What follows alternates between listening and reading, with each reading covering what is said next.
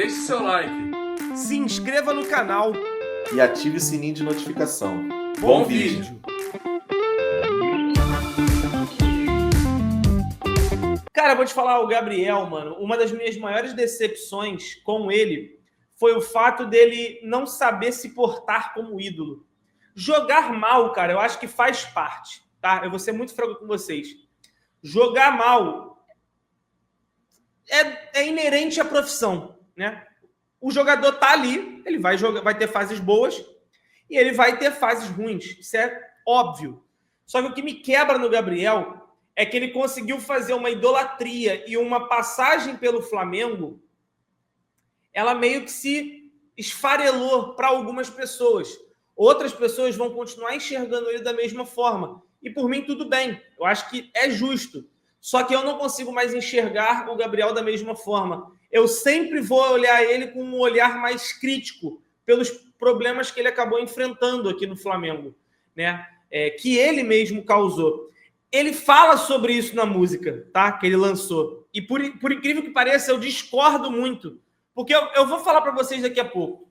O GE também fez um dossiê completo do Gabigol no Flamengo. Tem uma análise muito completa e a gente vai fazer essa análise juntos. Vai mostrar aqui os adversários que ele mais marcou gol. Cara, é uma análise muito maneira. Até os cortes de cabelo dele, né? Eles comentaram. Para mim, saiu de um ídolo para um jogador importantíssimo, que são coisas diferentes. Fechado com você, Leandro. Eu acho que ídolo, ele tem um pedestal, uma parada que é uma... tu fala de Flamengo, você fala Flamengo, automaticamente você lembra de Zico. O Gabriel, para algumas pessoas, vai continuar sendo esse cara. Mas o Gabriel hoje, para outras, se tornou, tipo assim, um cara que ele, infelizmente, jogou tudo fora por conta dessas situações. Ídolo é pessoal, mas se o Gabriel não for ídolo do clube, a palavra ídolo perde sentido. Não perde. Não acho que perde, não. Não acho que perde, não. Eu acho que a palavra ídolo ela tem uma importância pessoal e muito significativa de pessoa para pessoa. Ela não é... Por exemplo, ele por muito tempo foi meu ídolo. Muito. Hoje, pelos fatos que aconteceram, eu já tenho um pé atrás, sabe? Eu acho que um ídolo ele é formado muito mais do que apenas por grandes momentos dentro do clube. Eu acho que o ídolo tem que ser um cara bom dentro e fora, né? Então, levando isso em consideração, eu vou mais com aquela ideia do que o amigo falou mais cedo ali agora, do tipo, o Gabriel deixou de ser um ídolo para um jogador importantíssimo. O nome dele está marcado na história do Flamengo. Ele é um dos maiores jogadores da história do Flamengo, isso não tenha dúvidas. Ele participou dos momentos mais importantes da história do Flamengo, tá? E ele participou ativamente disso. E o que me deixa mais tranquilo, e vou ser muito assim, vou abrir o coração para vocês. O que me deixa muito confortável de vir aqui para falar com vocês é saber que, pelo menos, a última impressão que vai ficar dele é a impressão de um cara que definiu uma decisão de Copa do Brasil e a gente foi campeão com ele marcando 2 gols num jogo que eu, felizmente, estava presente. Então, assim... mas aí as merdas do Adriano... dá para levar na mesma linha, tá? Eu acho que dá para levar na mesma linha. Só que as merdas do Adriano, elas não influenciavam diretamente o Flamengo. O Gabriel, ele deixou de fazer um exame antidoping, diretamente influenciou o Flamengo. O Gabriel vestiu a camisa de outro clube e ficou marcado por isso. Então, assim, são alguns fatos que acabaram pesando. Fora também que acho que o Gabriel, em alguns momentos, se colocou acima do Flamengo. O Adriano Imperador, eu não vi ele fazendo isso em nenhum momento, né? E o Adriano Imperador também tem toda aquela estigma, ele é um cara muito... Tu gosta dele só de olhar para o Adriano. O Gabriel é um cara mais reservado, sabe? É um cara mais na dele. O Gabriel é um cara muito mais difícil de lidar, né? Eu gosto... Mano, eu sou, assim, maluco no Didico. Uma das pessoas que certamente eu gostaria muito de conhecer. E, cara, que bom que o Gabriel se despediu bem. Se despediu fazendo com que ele mais fez, que foi decidir títulos no Flamengo. Eu acho isso bonito. Ele definiu que não ia ficar. Acho que a gente também tem que deixar isso muito claro, tá? O Gabriel foi a público, deu uma entrevista e disse que não ia permanecer no Flamengo. Aí ele explicou que houve os motivos de X e Y e Z. Beleza, não vamos entrar nesse mérito. Mas se o Gabriel quisesse mesmo permanecer, tinha uma proposta na mesa, cara. Uma proposta que não ia de encontro com o que ele queria, com o tamanho que ele acha que tem para o Flamengo. E aí, irmão, desculpa, eu acho que o Flamengo agiu corretamente e ele definiu que não ia permanecer. Eu acho que a gente também tem que deixar isso muito claro, tá? Foi ele que veio a público numa entrevista depois de um título de Copa do Brasil e ele fez o título da Copa do Brasil ser ofuscado pela notícia de que Gabriel não ia ficar no Flamengo, né?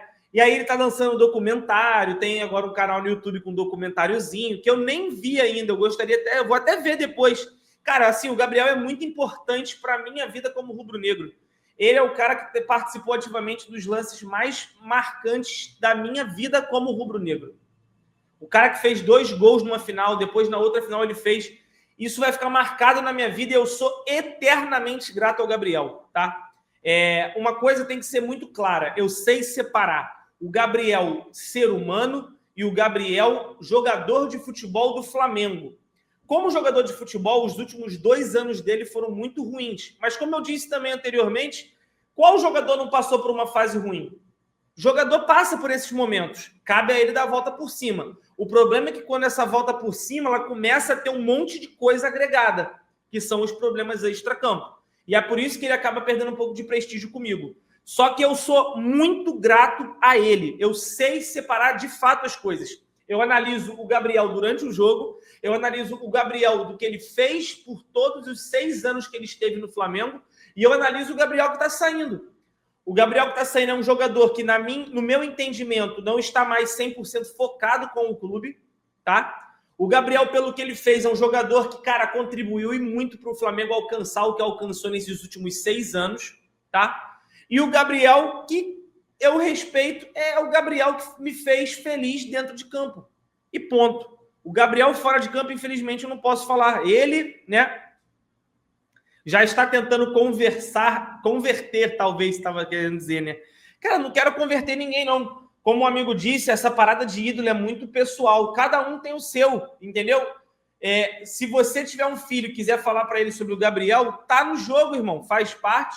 E eu te apoio. O Gabriel, cara, o Gabriel é a figura mais emblemática, tá? O Gabriel é a figura mais emblemática dos últimos 10 anos do Flamengo. Ou até mais. É porque no meio disso tudo teve alguns jogadores muito fodas, como Adriano Imperador, Romário, mas eles não conquistaram o que esse moleque conquistou. Entendeu? Então isso tem um peso muito forte para ele. Mas ele não conquistou sozinho. Entendeu? É aquela velha história. Pega o Gabriel de 2019 e coloca esse mesmo Gabriel num Cruzeiro da vida e vê se ele ia conquistar o que conquistou. O único clube que daria essa condição dele conquistar alguma coisa talvez fosse o Palmeiras, por conta dos títulos que o Palmeiras acabou enfileirando também, como o Flamengo fez. Mas se você for pegar ele e jogar no Atlético Paranaense, não vai ser o mesmo Gabriel. Então, o que me incomoda é que às vezes eu sinto que o Gabriel ele passa um ar de que tudo que aconteceu foi por conta dele e não por um todo. Teve momentos ótimos dele, jogou muita bola em 2019, marcava gol, pô, igual eu bebia de água, filho. É gol atrás de gol. Mas ele não jogou sozinho, tá? Antes do JJ chegar, era um time burocrático, em que ele participava esporadicamente. Existe um antes e um depois do JJ, não só para o futebol brasileiro, mas principalmente para a maioria desses jogadores de 2019. Assim como existe um antes e depois para o próprio Botafogo. O Botafogo, para quem não sabe, contratou o Arthur Jorge no meio desse caminho. Não foi? O Arthur aí, o técnico deles, o português, chegou no meio do caminho, né? E aí, cara, tem um antes e depois desse maluco chegar no Botafogo. Então, tem que entender que existe um contexto muito forte sobre o que é construído através do jogador. Então, existe o Gabriel, mas existe toda uma construção por em volta dele. E o meu problema com ele é um pensamento meu, e tá tudo bem se você não pensar igual. Eu acho que o Gabriel acha que ele fez tudo. Esse é meu problema com ele. Na cabeça dele, ele fez tudo. Ah, não, eu fiz os gols, eu não sei o quê, eu entreguei tudo que eu podia de mim pro Flamengo. Tá, cara, tu não fez mais que a tua obrigação, porra, é o teu papel, tu foi contratado para isso, entende? E você só fez isso por conta de um entorno muito foda que teve. Jogadores, comissão técnica, um monte de coisa muito boa. Então, cara, às vezes eu sinto esse ar de soberba, né? E, assim, o que também não é nenhum problema. O Gabriel, ele é um cara de muita personalidade. Ele tem essa personalidade forte. E é por isso que ele é amado por uns e odiado por outros uns também. O Gabriel é esse misto, tá? Ele tem um ar muito de Romário, só que ele não é artilheiro igual ao Romário. O Romário se garantia. O Gabriel é predestinado. Ele tá... A estrela dele, né? O holofote está sempre na cabeça dele nos momentos certos. O Romário era todo instante. Por que uns gostam de um e o outro não de outro? É muito relativo, né?